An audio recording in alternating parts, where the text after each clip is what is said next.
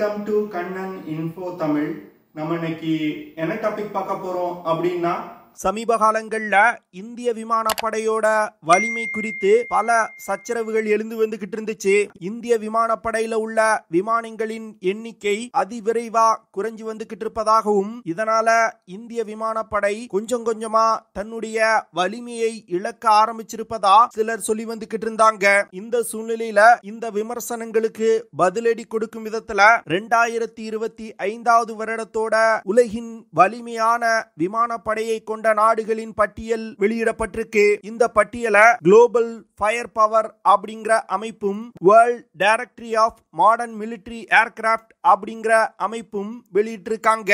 இதுல global fire power அமைப்பு முழுக்க முழுக்க ஒரு நாட்டிடம் உள்ள விமானங்களின் எண்ணிக்கையை வச்சு வரிசைப்படுத்தி இருக்காங்க. அதுவே world directory of modern military aircraft அமைப்பு விமானப்படையில உள்ள விமானங்களோட செயல்திறன் என்ன, அந்த விமானங்கள்ல பயன்படுத்தப்படும் ஆயுதங்களோட செயல்திறன் என்ன, விமானப்படையில் பணியாற்றக்கூடிய விமானிகளுக்கு அளிக்கப்படும் பயிற்சிகள் போன்ற பல விஷயங்களை வச்சு வரிசைப்படுத்தி இருக்காங்க. இந்த வீடியோல இந்த ரெண்டு அமைப்புகள் வெளியிட்டிருக்க பட்டியலை நம்ம டீடைலா பார்க்கலாம். முதல்ல குளோபல் ஃபயர் பவர் அமைப்பு வெளியிட்டிருக்க பட்டியலை பார்க்கலாம். இந்த குளோபல் ஃபயர் பவர் அமைப்பு மொத்த விமானங்களோட எண்ணிக்கை, விமானப்படையில பயன்பாட்டில் உள்ள ஃபைட்டர் ஜெட் விமானங்கள், ஹெலிகாப்டர்ஸ், சப்போர்ட் ஏர்கிராஃப்ட் போன்ற பல விஷயங்களை கருத்தில் கொண்டு உலகின் வலிமையான விமானப்படையை கொண்ட நாடுகளை வரிசைப்படுத்தி இருக்காங்க. அதுல முதல் இடத்துல அமெரிக்க விமானப்படை இருக்குது. தற்போதைய நிலையில உலகின் மோஸ்ட் அட்வான்ஸ் விமானப்படைனா அது அமெரிக்க விமானப்படை தான். எண்ணிக்கையை பொறுத்த மட்டிலும் அமெரிக்க விமானப்படை தான் அதிக விமானங்களை இயக்கி வந்துகிட்டு இருக்காங்க. கிட்டத்தட்ட 13,043 விமானங்களை அமெரிக்க விமானப்படை வச்சிருக்காங்க. அதுல ஃபைட்டர் ஜெட் விமானங்கள் மட்டும் 1790 விமானங்கள் வச்சிருக்காங்க. அட்டாக் விமானங்களை பொறுத்த மட்டில் 889 விமானங்களை வச்சிருக்காங்க. வீரர்கள் மற்றும் ராணுவ தளவாடங்களை ஒரு இடத்துல இருந்து இன்னொரு இடத்துக்கு டிரான்ஸ்போர்ட் செய்வதற்கு 918 டிரான்ஸ்போர்ட் விமானங்களை வச்சிருக்காங்க. அட்டாக் ஹெலிகாப்டர்களை பொறுத்த மட்டில் 1002 ஹெலிகாப்டர்களை வச்சிருக்காங்க.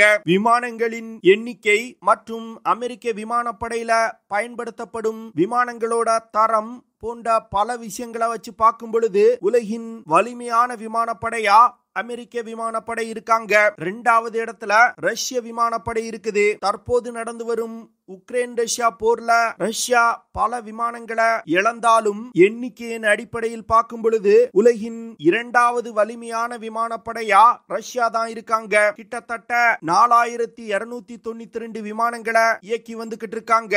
அதுல 833 ஃபைட்டர் ஜெட் விமானங்களை வச்சிருக்காங்க. அட்டாக் ரக விமானங்களை பொறுத்த மட்டில் 689 விமானங்களை வச்சிருக்காங்க. டிரான்ஸ்போர்ட் விமானங்களை பொறுத்த மட்டில் 456 விமானங்கள் வச்சிருக்காங்க. ரஷ்யாவிடம் 557 அட்டாக் ஹெலிகாப்டர்கள் இருக்குது. தற்போது நடந்து வரும் உக்ரைன் ரஷ்யா போர்ல ரஷ்ய விமானப்படையோட செயல்பாடு விமர்சனத்திற்கு உள்ளாக்கப்பட்டாலும் ரஷ்ய விமானப்படை மிக சிறப்பா உக்ரைன் ரஷ்யா போர்ல செயல்பட்டிருப்பதா டிஃபென்ஸ் எக்ஸ்பர்ட் சொல்றாங்க. இதுல குறிப்பிடத்தக்க விஷயம் என்னன்னா, இரண்டாவது இடத்துல இருக்கக்கூடிய ரஷ்ய விமானப்படைய முதல் இடத்துல இருக்கக்கூடிய அமெரிக்க விமானப்படையோட கம்பேர் செஞ்சீங்கன்னா, அமெரிக்க விமானப்படை ரஷ்ய விமானப்படையை விட 3 மடங்கு பெரிய விமானப்படையா இருக்காங்க. இதன் காரணமாக தான் அமெரிக்கா அசைக்க முடியாத உலகின் வல்லரசு நாடா இருக்காங்க. மூன்றாவது இடத்துல சீன விமானப்படை இருக்காங்க. கிட்டத்தட்ட 3309 விமானங்களை சீன விமானப்படை இயக்கி வந்துகிட்டு இருக்காங்க. இதுல 1212 ஃபைட்டர் ஜெட் விமானங்கள் சீன விமானப்படையில இருக்குது. சீன விமானப்படை 371 அட்டாக் ரக விமானங்களை வச்சிருக்காங்க. இதுல குறிப்பிடத்தக்க விஷயம் என்னன்னா, ஃபைட்டர் ஜெட் விமானங்களின் எண்ணிக்கையில சீன விமானப்படை ரஷ்ய விமானப்படையை விட அதிக விமானங்களை வச்சிருக்காங்க. அடுத்து சீன விமானப்படை 217 டிரான்ஸ்போர்ட் விமானங்களை வச்சிருக்காங்க. அட்டாக் ரக ஹெலிகாப்டர்களை பொறுத்த மட்டில் 281 அட்டாக் ஹெலிகாப்டர்களை வச்சிருக்காங்க. சீன விமானப்படை மிகப்பெரிய அளவுல தங்களோட விமானப்படைய நவீனப்படுத்தி வந்துகிட்டு இருக்காங்க. அதிக அளவுல J-20 5th generation fighter jet விமானங்களை தயாரித்து தங்கள் விமானப்படையில் இணைப்பதற்கு முயற்சி செய்து வந்துகிட்டு இருக்காங்க. அது மட்டும் இல்லாம J-10 போன்ற 4.5 ஜெனரேஷன் விமானங்களையும் அதிக அளவுல தயாரித்து தங்கள் விமானப்படையில் பயன்பாட்டுக்கு கொண்டு வந்துகிட்டு இருக்காங்க. சீனாவை பொறுத்தமட்டில் தன்னுடைய விமானப்படையில் பயன்பாட்டில் உள்ள 90% விமானங்களை உள்நாட்டிலே டெவலப் செய்து தயாரிக்கிறாங்க. ஒரு சில விமானங்களை ரஷ்யாவிடம் இருந்து வாங்கி பயன்படுத்தி வந்துகிட்டு இருக்காங்க. அடுத்து 4வது இடத்துல இந்திய விமானப்படை இருக்குது. கிட்டத்தட்ட 2229 விமானங்கள் இந்திய விமானப்படையில் பயன்பாட்டில் இருந்து வருது. அதுல 513 ஃபைட்டர் ஜெட் விமானங்களும் 130 அட்டாக் ரக விமானங்களை இந்திய விமானப்படை வச்சிருக்காங்க.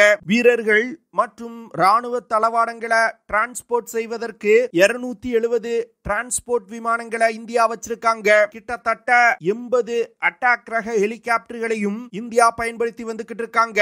இந்திய விமானப்படையில ரஷ்யாவின் Su-30 MKI, பிரான்ஸ் நாட்டோட மிராஜ் 2000, ரஃபேல், யூகேவோட ஜாகுவார் போன்ற பல நாடுகளோட விமானங்கள் பயன்படுத்தப்பட்டு வந்துகிட்டு இருக்கு. இந்தியாவும் சீனா போன்று தன்னுடைய விமானப்படையை நவீனப்படுத்துவதற்கு பல்வேறு திட்டங்களை செயல்படுத்தி வந்துகிட்டு இருக்காங்க. குறிப்பா தேஜஸ் MK-1A, தேஜஸ் MK-2 போன்ற 4.5 ஜெனரேஷன் விமானங்களை இந்தியா தயாரிச்சு வந்துகிட்டு இருக்காங்க. அதே வேளையில ஆம்கா போன்ற 5th ஜெனரேஷன் ஃபைட்டர் ஜெட் விமானங்களையும் இந்தியா உள்நாட்டிலே டெவலப் செஞ்சு வந்துகிட்டு இருக்காங்க.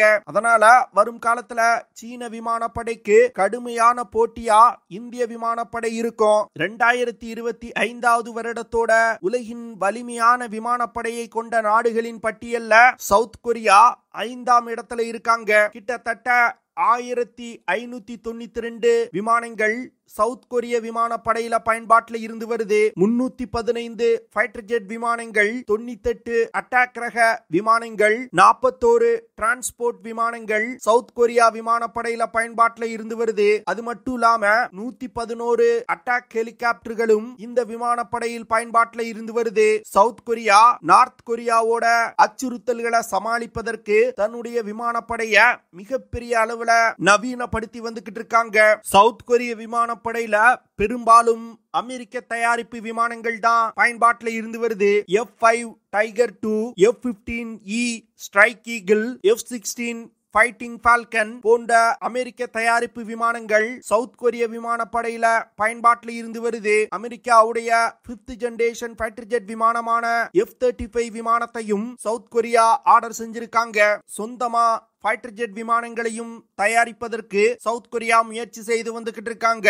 இந்தியாவின் முக்கியமான எதிரி நாடான பாகிஸ்தான் உலகின் 7வது வலிமையான விமானப்படையை வச்சிருக்காங்க. கிட்டத்தட்ட 1399 ஃபைட்டர் ஜெட் விமானங்கள் பாகிஸ்தான் விமானப்படையில பயன்பாட்டில் இருந்து வருது. ஃபைட்டர் ஜெட் விமானங்களை பொறுத்தமட்டில் 328 ஃபைட்டர் ஜெட் விமானங்கள், 90 அட்டாக் ரக விமானங்கள், 66 டிரான்ஸ்போர்ட் விமானங்கள் பாகிஸ்தான் விமானப்படையில இருக்குது. அது மட்டும் இல்லாம 57 அட்டாக் ரக ஹெலிகாப்டர்களும் பாகிஸ்தான் விமானப்படையில பயன்பாட்டில் இருந்து வருது. பாகிஸ்தான் விமானப்படையில பெரும்பாலும் அமெரிக்கா மற்றும் சீன தயாரிப்பு விமானங்கள் தான் பயன்பாட்டில் இருந்து வருது. இதுல அமெரிக்க தயாரிப்பு விமானங்களுக்கு தேவையான அப்கிரேடுகளை தற்போது அமெரிக்கா கொடுக்க மறுக்கிறாங்க. இதன் காரணமாக பாகிஸ்தான் விமானப்படை முழுக்க முழுக்க சீன விமானங்களை நம்பியே வரும் காலத்துல இயங்கும். இப்படி இருந்துகிட்டு பாகிஸ்தான் விமானப்படையை சேர்ந்த முன்னாள் அதிகாரிகள் இந்திய விமானப்படையை விட பாகிஸ்தான் விமானப்படை வலிமையான விமானப்படை அப்படின்னு சொல்லி வந்துகிட்டு இருக்காங்க. இந்த விஷயத்தை கேட்டுட்டு இந்தியால இருக்கக்கூடிய சில நபர்கள் பாகிஸ்தானோட புரோபகண்டாவை நம்புறாங்க. அடுத்து world directory of modern military aircraft அமைப்பு வெளியிட்டிருக்க உலகின் வலிமையான விமானப்படைகளின் பட்டியலை பார்க்கலாம். இந்த world directory of modern military aircraft அமைப்பு வெறுமன விமானங்களின் எண்ணிக்கையை மட்டும் வச்சு விமானப்படையோட வலிமையை முடிவு செய்யல. ஒரு விமானப்படையோட வலிமையை அந்த விமானப்படை செயல்படக்கூடிய விதம், அந்த நாடு விமானப்படையை எப்படி நவீனப்படுத்தி வந்துகிட்டு இருக்காங்க, ஒரு யுத்த நேரத்துல விமானப்படை எப்படி லாஜிஸ்டிக் சப்போர்ட் கொடுக்க முடியுது, அட்டாக் டிஃபென்ஸ் போன்ற கேப்பபிலிட்டிக்கு என்னென்ன விமானங்களை வச்சிருக்காங்க, ஒரே வகையான விமானங்களை அதிக எண்ணிக்கையில வச்சிருக்காங்களா இல்ல பல்வேறு விதமான விமானங்களை இணைச்சு பயன்படுத்தி வந்துகிட்டு இருக்காங்களா அப்படிங்கிற பல்வேறு விஷயங்களை கருத்தில் கொண்டு இந்த பட்டியல் உருவாக்கப்பட்டிருக்கு. குறிப்பா சொல்லணும்னா ஸ்பெஷல் மிஷன் விமானங்கள், டெடிகேட்டட் பாமர் விமானங்கள் போன்ற பல விஷயங்கள் கருத்தில் கொள்ளப்பட்டிருக்கு. அப்படி பார்க்கும் பொழுதும் உலகின் வலிமையான விமானப்படை அடங்கிய பட்டியல்ல அமெரிக்க விமானப்படை முதல் இடத்துல இருக்காங்க. அமெரிக்க விமானப்படை முதல்ல இருப்பதற்கு பல்வேறு காரணங்கள் சொல்லப்படுது. குறிப்பா அமெரிக்காவுடைய விமான தயாரிப்பு நிறுவனங்கள், விமானிகளுக்கு அளிக்கப்படும் பயிற்சி, உலகில் நடந்த யுத்த களங்கள்ல அமெரிக்க விமானப்படை செய்த சக்சஸ்ஃபுல்லான ஆபரேஷன் போன்ற பல விஷயங்களை கருத்தில் எடுத்திருக்காங்க. அடுத்து 2வது இடத்துல ரஷ்ய விமானப்படை இருக்குது. இந்த கருத்து கணிப்பிலையும் ரஷ்ய விமானப்படைக்கும் அமெரிக்க விமானப்படைக்கும் உள்ள இடைவேளை ரொம்ப அதிகமாயிருக்குது. என்னதான் ரஷ்யா சொந்தமா பல விமானங்களை உள்நாட்டிலே டெவலப் செஞ்சு படையில் இணைத்திருந்தாலும் அமெரிக்க விமானங்களோட குவாலிட்டிக்கு முன்னாடி ரஷ்ய விமானங்களால நிக்க முடியல. அடுத்து 3வது இடத்தை பிடிச்சிருக்கக்கூடிய விமானப்படை இந்திய விமானப்படை. இந்த விஷயம்தான் தற்போது மிகப்பெரிய பேசுபொருளா மாறி இருக்கு. அதாவது சீன விமானப்படை எண்ணிக்கையில வேணா அதிகமான விமானங்களை வச்சிருக்கலாம், ஆனா பைலட்டுகளோட செயல்திறன், இந்திய விமானப்படையில உள்ள விமானங்களோட குவாலிட்டி, இந்தியா நடத்தி இருக்கக்கூடிய ஏரியல் ஆபரேஷன்களோட சக்சஸ் ரேட் போன்ற பல விஷயங்களை பார்க்கும் பொழுது உலகின் 3வது வலிமையான விமானப்படையா இந்திய விமானப்படை இருக்காங்க. 4வது இடத்துல தான் சீன விமானப்படை இருக்குது. சீன விமானப்படை எண்ணிக்கையின் அடிப்படையில் பார்க்கும் பொழுது இந்திய விமானப்படையை விட அதிகமான விமானங்களை இயக்குறாங்க. ஆனா சீன விமானங்களோட செயல்திறன் இதுவரைக்கும் எந்த யுத்த களத்திலையும் நிரூபிக்கப்படல. அது மட்டும் இல்லாம சீனா தன்னுடைய விமானங்களை மற்ற நாடுகளுக்கு ஏற்றுமதி செய்யும் பொழுது சீன விமானங்களை வாங்கிய நாடுகள் சீன விமானங்களோட செயல்திறனை கடுமையா விமர்சிக்கிறாங்க. அது மட்டும் இல்லாம சில நாடுகள் சீன விமானங்களை வாங்கிட்டு அதை பயன்படுத்த முடியாம கிரவுண்ட் செஞ்சிருக்காங்க. அது மட்டும் இல்லாம சீனா, ரஷ்யா மற்றும் அமெரிக்காவோட விமானங்களை காப்பி அடிச்சு ரிவர்ஸ் இன்ஜினியரிங் செய்து விமானங்களை உருவாக்கி இருக்காங்க.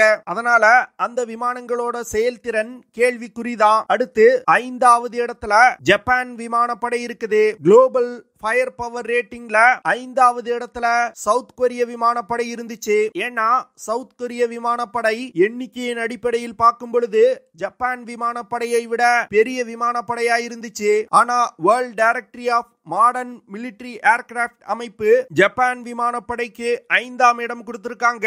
ஏன்னா ஜப்பான் விமானப்படையில அமெரிக்காவிடம் இருந்து வாங்கப்பட்ட அதிநவீன விமானங்கள் பயன்பாட்டில் இருந்து வருது. குறிப்பா F-35 விமானங்கள் பயன்பாட்டில் இருந்து வருது. அது மட்டும் இல்லாம ஜப்பான் விமானப்படையில உள்ள விமானிகள் ரொம்ப ஸ்கில்ஃபுல்லான விமானிகளா இருக்காங்க. ஜப்பான் தன்னுடைய விமானப்படையை நவீனப்படுத்துவதற்கு மிகப்பெரிய அளவுல திட்டங்களை செயல்படுத்தி வந்துகிட்டு இருக்காங்க. இது போன்ற பல விஷயங்களை வச்சுதான் ஜப்பானுக்கு 5ஆம் இடம் கொடுக்கப்பட்டிருக்கு. இந்த 2 கருத்து கணிப்புகளை வச்சு பார்க்கும் பொழுது என்ன பொறுத்த மட்டில் world directory of modern military aircraft அமைப்பு வெளியிட்டிருக்க பட்டியல் சரியானது அப்படின்னு நான் நினைக்கிறேன். நீங்க என்ன நினைக்கிறீங்க?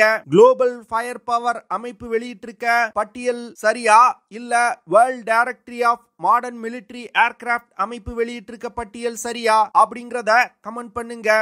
ஓகே ஃப்ரெண்ட்ஸ், நம்ம வீடியோவோட நிறைவு பகுதிக்கு வந்துட்டோம். இதெல்லாம் தான் நான் உங்ககிட்ட ஷேர் பண்ணணும் அப்படின்னு நினைச்ச விஷயங்கள். ஐ ஹோப் நான் ஷேர் பண்ண விஷயங்கள் உங்களுக்கு பிடிச்சிருக்கும்னு நினைக்கிறேன். அப்படி பிடிச்சிருந்துச்சுன்னா ஷேர் பண்ணுங்க, லைக் பண்ணுங்க, கமெண்ட் பண்ணுங்க. மறக்காம நம்ம சேனலுக்கு சப்ஸ்கிரைப் பண்ணுங்க. See you in the next video. Jai Hind.